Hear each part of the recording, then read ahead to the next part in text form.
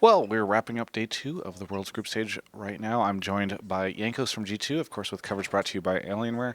Jankos, good to talk to you.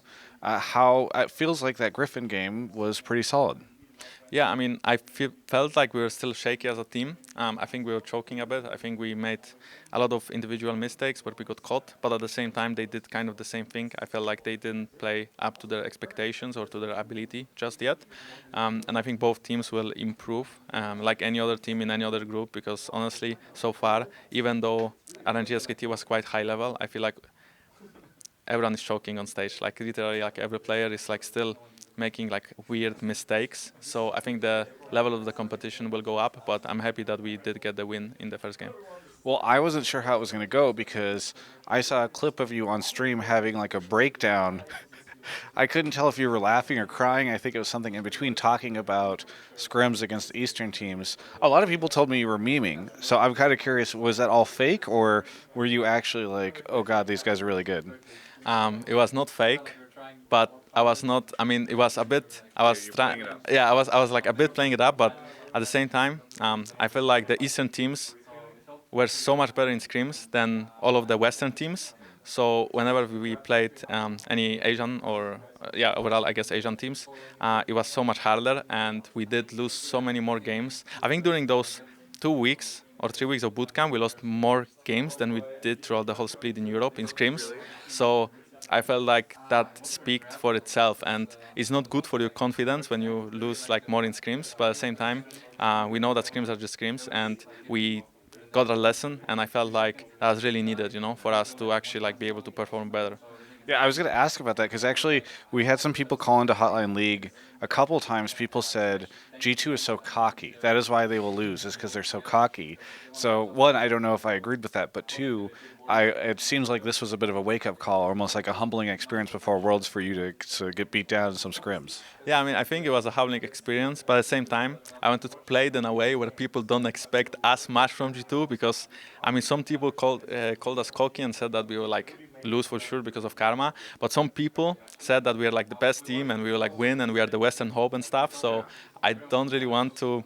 I want something in between, like we are still cocky, obviously, because we are just a cocky team, cocky players, but at the same time, I don't want people to expect that we'll just like win everything. Like it's Well, not that's easy against the Asian teams. Like they are good. I mean, that's what Mark was saying on the show. He's like, all these EU fans keep hyping up G2 so much that like, if they drop a game, like it's gonna look terrible because they're supposed to just destroy everyone, like best team in the world, etc. So it's funny that you were kind of like, okay, guys, we could just temper our thoughts a little bit. Yeah, it was kind of like that. And even though we won against Griffin, it doesn't like really prove much yet, right? And we can even lose to Cloud9 or HQA. So I kind of want to take it slow. I want to perform better tomorrow as a team than we did today, and we take it game by game. Hopefully, we get out of groups as the first seed or as the second seed. Like hopefully we do make it out of groups, and then yeah, just see what happens. See who do we face in quarters and take it from there. Well, I'm happy because I get to interview you before you place or you fight against Cloud9. And every interview we always do, you shit talk North America. This is now you've not played a single North American team yet. So I'm curious, are you still as confident against them as you normally are? I think I am. I feel like I'm kind of excited to face them because last time during Rift Rivals when we played against Cloud9, they played one game without Sneaky and overall without Svenskeren. So I'm more excited to play against Sven and like their main roster, I guess. But at the same time, we did scrim NA teams, and I felt like they are not bad. I feel like Clutch, I'm quite surprised that they had such an even game against Fnatic. They couldn't really close it out, so they lost, but they did get the lead. And, Team Liquid won against Damwon, I believe. So I think NA teams are not bad, and I don't really want to disrespect them just yet. But I'm trying to really contain it as well because I could really shit talk them. Like, honestly, like NA, like, cake. Okay. I love it. This starts off and you're like, they're good. They could show up, and then you're like, but I'm holding back the beast. What you say you could shit talk them? Is that because like it's just fun, or do you feel like you have reason to shit talk them? No, I mean, I think it's fun for sure, right? I mean, there's always competition between NA and EU because we never could defeat Asian teams, so we had to shit talk each other, and I think that was pretty fun. But now it seems like both NA and EU can actually defeat the Eastern teams, which I'm really happy with because finally League is competitive since last year, where both Cloud9 and Fnatic were like in the semi-final facing each other. That would like never happen before. So I think it's really fun, I think it's really fun to play against anyone, and I think everyone can like take it. Every team is pretty decent, so I think we will probably win against HK and Cloud9, right? Hopefully, we are probably the favorites after beating Griffin, but I think that their playstyle is maybe better to defeat us, like Cloud9 playstyle. So yeah, I can't wait for tomorrow.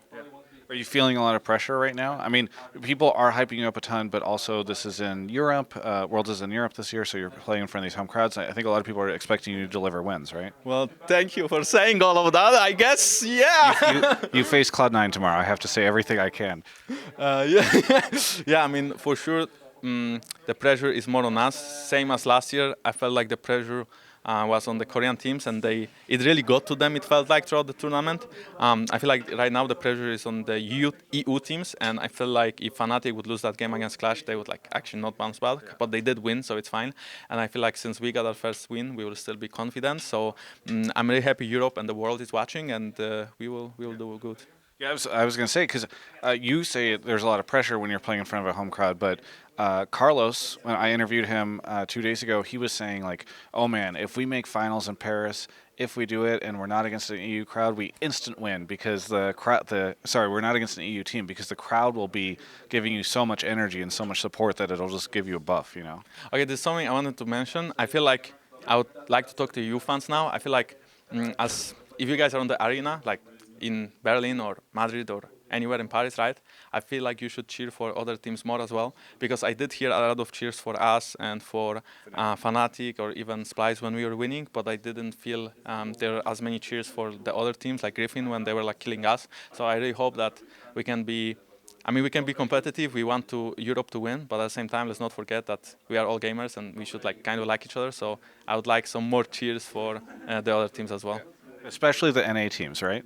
Yeah, especially the NA teams. Yeah, sure. I mean, I don't know if there will be like a lot to cheer for if they don't make any plays, but if they do, then sure, cheer for them. We'll make some plays, okay? Hootie will do something interesting. Stuff will happen. Yeah, I mean, they got a quadra kill on double it, right? My AD carry really wanted a pentakill right now, like as we were closing out, but I stole his kill and then he was really mad at me, and I said he's not double it, but yeah, it was pretty funny. I mean, obviously, like Umayan is so much better than double it, but anyway.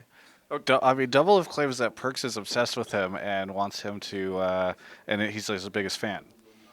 Well, they do go on dates, so I mean, maybe they are kind of into each other. Yeah. Who knows? Well, you already said stuff to the fans, but is there anything else you want to say here at the end? Yeah, I mean, I'm really happy that we performed decently well against Griffin, and I hope that we can still make Europe proud and just do well in our future games. Well, thank you so much. Humble. Okay, not that humble, but a bit humble. I like you're trying a little bit of a different tact to these interviews. I appreciate it. Before we go like 3-0, and then if we go 3-0, I'll be like, Cloud9, fucking. Oh. It's never as impressive whenever you pop off after the wins. It's the trash talk's always more impressive when you do it before. Exactly, that's the point of like not. Wait. So I should trash talk now. Yes. Oh. Because if you're just kicking someone after you beat them, it's like whatever. Okay, but if you trash talk beforehand, that's the actual risk. Okay. So I guess Cloud9 is just going home tomorrow with a lose, and there is no way they will win. Okay. Wait, like you forced me to do that. I didn't force you to do anything. It's a risk. You have to take it. Okay, Look, we're running. They will get absolutely smashed, dismantled. They will lose in 20 minutes. I feel like we just lost the game. But we're running out of time. I'm supposed to wrap this up. Thank you so much, Jankos, for the interview. For everyone else, you can check out the rest of my coverage of all things esports right here on my YouTube channel. Oh my gosh, this is so cool. This is the Alienware M15, the second release of it. It looks incredible. It's so amazing. We've been using it here in Berlin at Worlds. I'm so happy that Alienware's hooked me up. Basically, the whole thing is we use their gear on the road, and we create all this awesome footage, all this awesome content for you with their hardware. We couldn't make it without Alienware hooking us up. So I want to thank them so much. I hope you do me a favor. If you enjoyed our Worlds coverage, go to alienware.com/Travis. There's a link in the description. Check it out. By the way, also, Movement makes some pretty cool watches. I'm wearing this one. There's a link down there too. Love our sponsors. Thanks so much for watching our Worlds coverage.